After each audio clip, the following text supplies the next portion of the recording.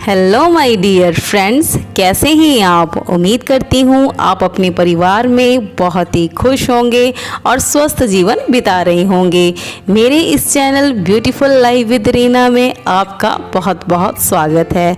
दोस्तों, ये संडे का ब्लॉग है, तो इस ब्लॉग में मैंने बड़ी ही आसानी से फूले फूले दही बल्ले कैसे बनाते हैं और लिप्पन आर्ट मेरे तरीके से कैसे कर सकते हैं, तो ये चीज़ें मैंने इस ब्लॉग में ऐड करी हैं। तो सुबह का नाश्ता हो गया था, ये टाइम हो गया है दोपहर का, तो अभी जी बनाने लगी हूँ दही बल्ले। अच्छा, भल्ले बनाने के लिए ना बिल्कुल एक सिंपल टेक्निक जो अपनाती हूँ मैं, जिससे मेरे जो भल्ले हैं बहुत ही फूले फूले बनते हैं और बिल्कुल भी उसमें तेल अब्जॉर्व नहीं करता है। चाहे इनको आप 2 दिन स्टोर करके भी रख लो ना, तब भी ये होता है ना कि टाइम होने के बाद ये थोड़े से गीले गीले सौगी से हो जाते हैं, फटे फटे हो जाते हैं, तो ऐसे बिल्कुल भी नहीं होते हैं। तो मेरा बनाने का तरीका है जी, मैं यहाँ लेती हूँ बिना छिलके वाली उड़द की दाल और इसमें मैंने मिला दी थी 1/4 दाल मूंग धुली दाल, जो येलो वाली दाल होती है, मतलब 3/4 इसमें थी उड़द की दाल और 1/4 इसमें मूंग धुली दाल। इन दोनों ही दालों को अच्छे से रात को ही धुल करके ना 6 से 7 घंटे के लिए फूलने की रख दिया था। सुबह इनको 1-2 पानी से अच्छे से वॉश करा और इसको मिक्सर ग्राइंडर में डाल के, मतलब इसमें ना जब पीसना है, इसको पेस्ट बनानी है, 1-2 बातों का ध्यान रखना है। एक तो इसमें पानी नहीं ऐड करना, बिल्कुल ही थोड़ा थोड़ा पानी ऐड करना है। कई बार क्या होता है, हम दाल को अच्छे से पीसने के चक्कर में ना पानी ज़्यादा डाल देते हैं, तो बैटर बहुत ज़्यादा गीला हो जाता है। उससे भी हमारे जो भल्ले हैं बिल्कुल भी फूले फूले नहीं बनते और तेल बहुत ज़्यादा भर जाता है उसमें। और दूसरी बात, इनको पूरा अच्छे से मलाई वाला पेस्ट नहीं बनाना, हल्का सा दरदरा रखना है। और तीसरी बात जो सबसे इम्पॉर्टेंट है, जो भल्लों को लॉन्ग टाइम स्टे भी रखेगी और फूले फूले बनेंगे, इनमें ऑयल भी नहीं अब्जॉर्ब करेगा, वो है 8 से 10 मिनट तक इसको लगातार हाथों को ना एक तरह का विस्कर बना देना है। यहाँ पर मैं अपनी सिस्टर की हेल्प ले रही हूँ। सिस्टर इसको बिना रुके 8 से 10 मिनट तक हाथों से ही इसको ऐसे ही अच्छे से फेंटना है। मतलब ये काम हमने हाथों से इसलिए करना है क्योंकि हाथों से की हीट से ही ना इसमें एयर ट्रैप होगी। अगर एयर ट्रैप हो गई तो इसका मतलब ये जो भल्ले हैं फ्राई करने के लिए पूरी तरह रेडी हो चुके हैं। आपको खुद ही पता चल जाएगा। यहाँ पर जो भल्लों में मसाला लगेगा ना, साबुत जीरा और काली मिर्च, वैसे तो जीरा पाउडर का भी इस्तेमाल किया जा सकता है, लेकिन अगर खड़े मसालों को हल्का सा ना थोड़ा सा भून लिया जाए तो उनकी महक ही बहुत अच्छी आ जाती है और टेस्ट तो बहुत ही लाजवाब आता है।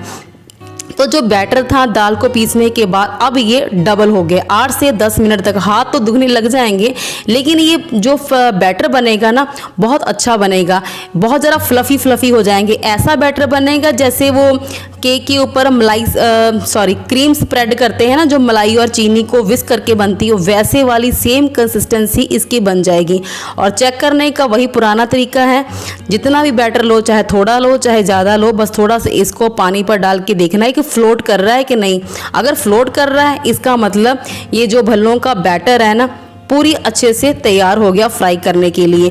तो चाहे आप इसको बॉल के शेप, मतलब कि अगर नींबू का साइज़ भी डालना हो, बड़ा भी डालना है, तब भी ये बल्ले बिल्कुल भी फूटेंगे नहीं और अच्छे से चारों तरफ से ये सिक जाएंगे। यहाँ पर ना मैंने कढ़ाई जो ली है फ्राई करने के लिए, वो फ्लैट वाली कढ़ाई ली है। अगर थोड़ी सी डीप वाली लेती ना तो भल्ले बिल्कुल नीचे जाते, ऊपर आ जाते, तो अच्छे से ये सिक जाते हैं, लेकिन यहाँ भी हो रहे हैं। इसका कारण ये कि कढ़ाई में मैंने तेल भी थोड़ा ही डाला है। फ्राई करने के बाद जो तेल बच जाता है उसका हम इस्तेमाल दोबारा कुकिंग में नहीं करते हैं, तो इसीलिए जब भी मैं फ्राई करती हूँ ना तो तेल बहुत ही थोड़ा इस्तेमाल करती हूँ कि उसके बाद इसको तो बस डिस्कार्ड ही करना है। यहाँ पर अब सिस्टर दही में चीनी को डालकर, मतलब पिसी हुई चीनी को डालकर मधानी से अच्छे से इसको मैश कर रही है, क्योंकि मैंने उस जो बैटर में, भल्लों के बैटर में कोई भी नमक या फिर उसमें हींग नहीं ऐड करी है। तो यहाँ सिर्फ पिसी हुई चीनी और दही को अच्छे से मिक्स कर रही है ताकि कोई भी इसमें कोई गांठ, कोई लम्प्स ना रह जाए। इसको भी ज़्यादा पतला नहीं करना है, नहीं तो फिर भल्लों पर जब दही स्प्रेड करते हैं ना तो उसका टेस्ट अच्छा सा नहीं आता, वो पानी पानी से ज़्यादा गीले लगते हैं। तो तेल कम है, फिर भी ये भल्ले फूल के ऊपर आ रहे हैं। इनको चारों तरफ से ही ऐसे चम्मच की हेल्प से ही ना इनको चारों तरफ से ऑयल लगाऊंगी ताकि ऊपर की तरफ भी अच्छे से सिक जाएं। ऐसे कभी मैं इसको पलटती नहीं हूँ, क्योंकि ऊपर से अगर कच्चा रहे ना हिस्सा किसी भी पकौड़े का, किसी भी भल्ले का, तो जब नीचे जाता है तो चिपक जाता है, तो फूलता नहीं है, गोल शेप में नहीं आता है। तो पहले ऊपर वाली जो इसकी लेयर है उसको ऐसे ही ऑयल डालकर इसको ही पका लेती हूँ। जब ऊपर वाली लेयर पक जाती है तब फिर इसको उल्टा कर इसको निचले वाले हिस्से को भी सेक लेती हूँ। तो बस यही 2-3 तरीके होते हैं, अगर इनका ध्यान रखा जाए तो घर पर ही ना जो मार्केट वाले भल्ले हैं वही बन जाते हैं। और मुझे तो घर की चीज़ ज़्यादा पसंद आती है। मेरी कोशिश यही होती है कि ज़्यादा से ज़्यादा चीज़ें घर पर बनाई जाएं। एक तो ये होता है कि ये हाइजीनिक वे से बन जाती हैं, प्लस इसमें जो भी चीज़ें हम यूज़ करते हैं ना वो बहुत ही प्योर होती हैं। क्योंकि बाहर के तो ऑयल वो एक बार कढ़ाई में ऑयल डाल लेते हैं, उसी को बार बार रीफ्राई करी जाते हैं, जो कि बहुत ज़्यादा अनहेल्दी हो जाता है। यहाँ पर ले लिया है नॉर्मल टेम्परेचर वाला पानी, क्योंकि भले अभी फ्राई कर रहे हैं ना तो गुनगुने पानी की जरूरत है ही नहीं है। तो एक कटोरे में पानी ले लिया है और इसमें थोड़ा सा डाल दिया हींग। पहले मुझे लगा था कि भल्लों का बैटर बहुत ज़्यादा है तो इसको मैं स्टोर करके रखूँगी, इसीलिए बैटर में मैंने कोई भी सॉल्ट और हींग नहीं ऐड करी है। तो बस एक एक जो बैच यहाँ पर फ्राई होता जा रहा है, तो उस बैच को सिस्टर क्या कर रही है, उस पानी में जिसमें हींग और सॉल्ट ऐड करा है ना, उसी में इसको 10 मिनट तक बस घड़ी को देख कर 10 मिनट कर ही सोक करना है, ज़्यादा भी नहीं सोक करना है, क्योंकि ज़्यादा सोक कर देंगे ना तो पानी बहुत ज़्यादा इसमें भर जाएगा। फिर हल्के हाथों से इसको निचोड़ करके सर्व करने के लिए भल्ले तैयार है। तो आज मैंने किसी तरह की कोई पापड़ी वगैरह नहीं बनाई है, सिंपल ही रखा हुआ है लंच। और ग्रीन चटनी भी नहीं बनाई क्योंकि मेरे पास धनिया नहीं था। तो पुदीने की चटनी बनाती हो ना तो वो वाला टेस्ट नहीं आता जो ग्रीन चटनी का टेस्ट आना चाहिए था। तो गुड़ इमली की चटनी मैंने बना ली थी रात को, लेकिन वो रिकॉर्ड करने से रह गई थी, मतलब एक दिन पहले सैटरडे की नाइट को तैयार कर ली थी। खट्टी मिट्ठी चटनी के लिए 250 ग्राम गुड़, 250 ग्राम इमली और 250 ग्राम चीनी, तीनों की क्वांटिटी सेम रखकर ही इसको रात को ही चटनी बना ली थी। जो सिंपल मसाले इसमें ऐड करते हैं, सौंठ पाउडर, नमक, लाल मिर्च पाउडर, थोड़ा सा जीरा पाउडर, थोड़ा सा काली मिर्च पाउडर, तो ये चटनी तैयार होगी। तो किसी तरह का मैंने इसमें कोई कॉर्नफ्लोर या अरारोट का इस्तेमाल नहीं करा है। तो बस पहले भल्ले रख दिए, फिर उसके बाद जो फेंटा हुआ दही जिसमें चीनी ऑलरेडी ही मिक्स करी हुई है उसको स्प्रेड कर दी। उसके बाद चटनी और जो 3 मसाले बेसिक मसाले होते हैं, चाट मसाला, जीरा पाउडर और काला नमक, ये 3 बेसिक मसाले हैं दही भल्ले को टेस्टी बनाने के लिए। उसके बाद बाकी चीज़ें तो सारी ऑप्शनल होती हैं, जैसे कि बूंदी डाल दी, इसमें सेव डाल दिया या भुजिया डाल दिया, अनार के दाने डाल दिए, कटे हुए आलू, कई लोग इसमें बॉयल करके आलू को कट करके इसमें डालते हैं, या फिर किसी तरह की कोई मट्ठी या फिर मठरी होगी। ये वही वाला पाउडर जो मैंने तवे पर जीरा और काली मिर्च को सेक के इसको चकले पर ही ना इसको बेलन से दरदरा पीस लिया था, तो इसको स्प्रिंकल कर दिया। और ऊपर से अगर तीखा खाने का पसंद है तो और इस पर लाल मिर्च पाउडर ऐड किया जा सकता है। तो बस काला नमक, सिंपल नमक, बस ये मसाले ऐड कर दिए। तो ये सिंपल सा बन गया था दोपहर का संडे स्पेशल लंच।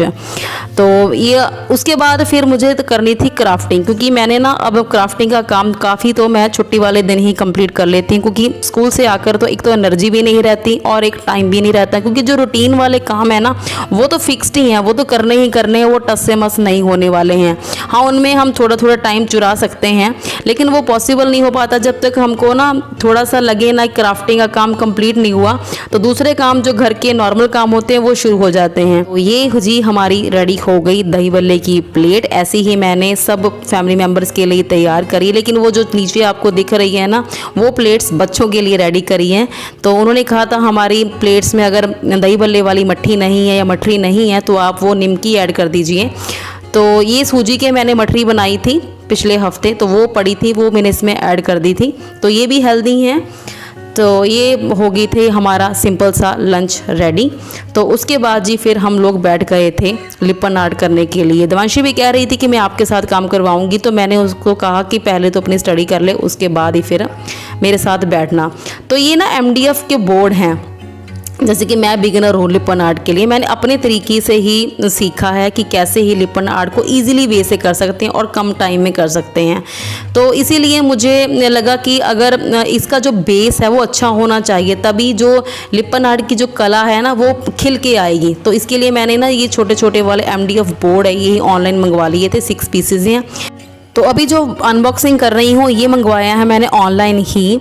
प्राइमर और वार्निश। ये जो बोर्ड है, अगर इस पर एक बार प्राइमर का कोट कर दूंगी ना, तो जो कलर जो भी इस पर लगाऊंगी तो कलर पूरा अच्छे से निखर के आएगा। और साथ में जो आपको बॉटल दिख रही है वो बॉटल है वार्निश। सारी लिपन आर्ट वर्क कंप्लीट होने के बाद जो भी इस पर लगाऊंगी, जो भी कलर करूंगी, जो भी मिरर वर्क करूंगी, उनकी जो शाइन है बरकरार रही। इसको लॉक कर दूंगी इस वार्निश के साथ। तो अभी तो फिलहाल जो 6 पीसेस मुझे दिख रहे हैं, इन पर ही प्राइमर लगा दूंगी, ताकि प्राइमर लगाने के बाद भी इनको थोड़ी देर के लिए रखना पड़ेगा सूखने के लिए। जब ये सूख जाएंगे उसके बाद ही फिर इन पर छोटी मोटी ड्राइंग करूंगी। अभी तो मैं छोटे मोटे डिज़ाइन ही इन पर ड्रॉ करने लगी हूँ। जब थोड़ा सा अच्छे से हो जाएगा, हाथ बैठ जाएगा ना, तभी इस पर थोड़े मुश्किल डिज़ाइन पिक करूँगी। फ़िलहाल तो अभी यहाँ पर सिंपल ही डिज़ाइन करूँगी। अगर आप भी मेरी तरह ही लिपन आर्ट करना चाहते हो, अगर लगता है कि नहीं मैं मुझसे नहीं होगा, तो बेझिझक कर सकते हैं, क्योंकि मैं भी लिपन आर्ट के लिए बिगिनर हूँ और मुझे लगता है कि मैं कर लूँगी। और देखा जाए ये ज़्यादा बोर्ड इतने कॉस्टली भी नहीं है, 6 पीसेस के ये बोर्ड हैं। और जो इनकी थिकनेस चाहिए लिपन आर्ट के बेस के लिए ना प्रॉपर है, ना ज़्यादा मोटी है ना ज़्यादा पतली है।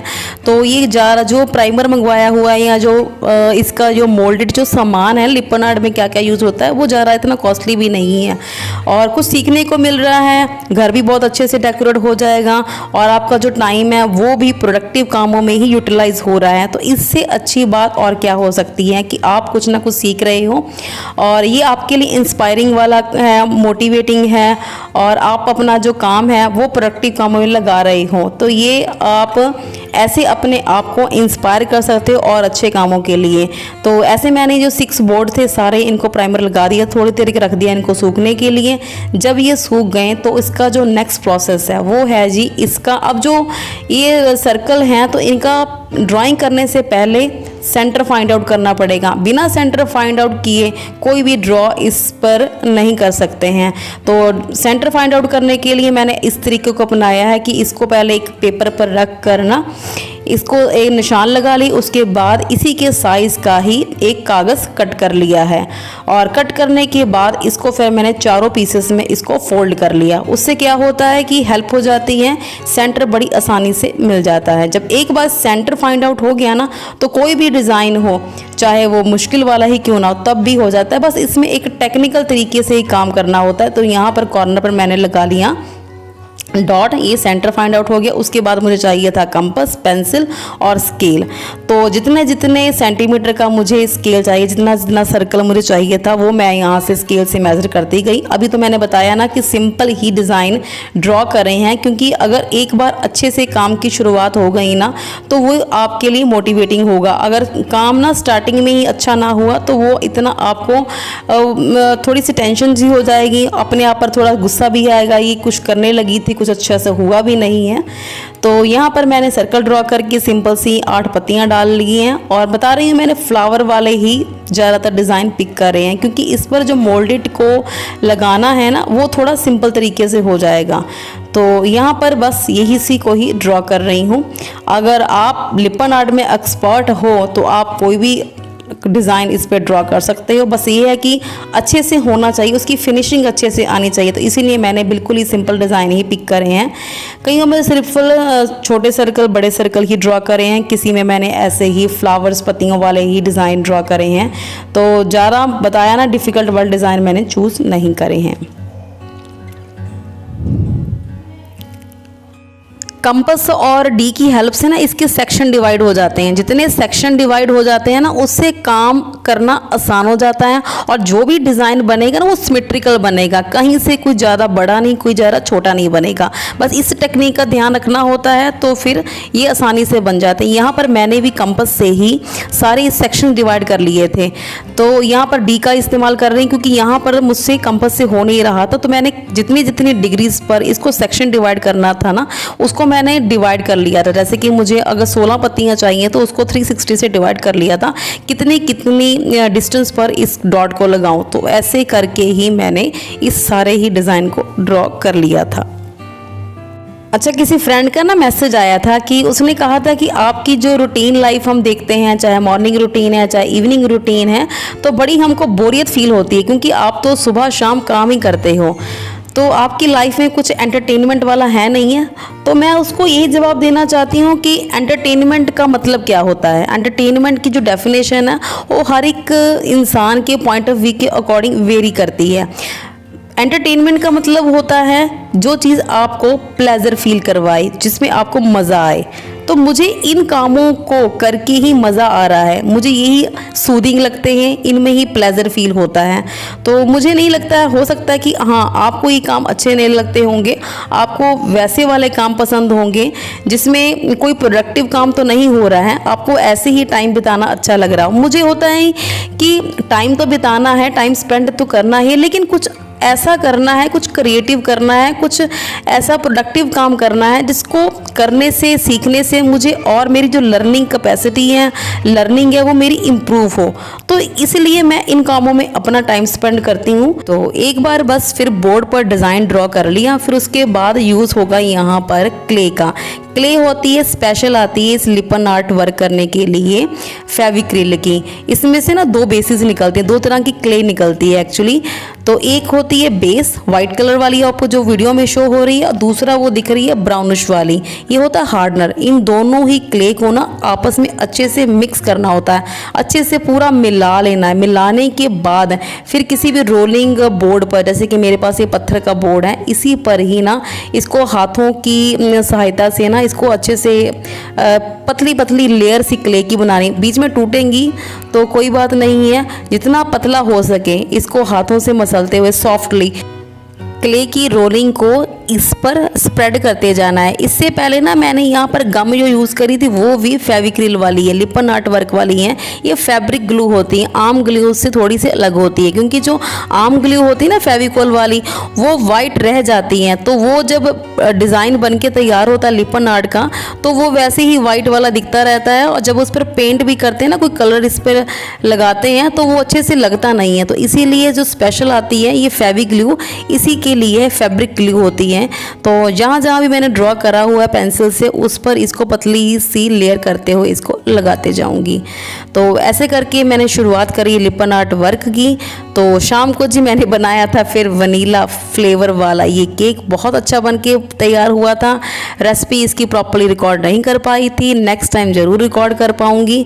कुकर में ही बनाया था, ये बहुत ही हेल्दी केक है, सबको ही बहुत अच्छा लगा हुआ था। तो बस ये ब्लॉग की यहीं पर ही करती हूँ एंड, और मिलती हूँ आपसे नेक्स्ट वीडियो में। तब तक bye bye, take care, thank you, thanks for watching.